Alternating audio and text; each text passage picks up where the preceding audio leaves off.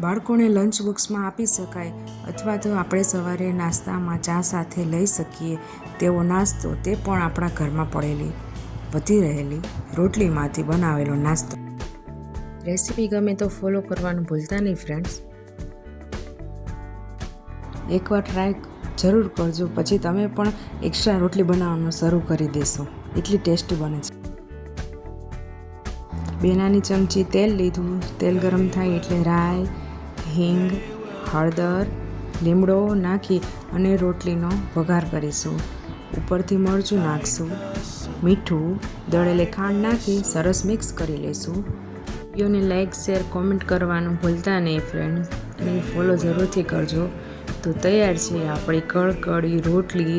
ચા સાથે ગરમા ગરમ વઘારેલી રોટલી ખાવામાં ખૂબ જ મજા આવે છે. તો તમે પણ જરૂર ટ્રાય કરજો અને તમારો અભિપ્રાય કોમેન્ટમાં જરૂરથી જણાવજો. એન્જોય.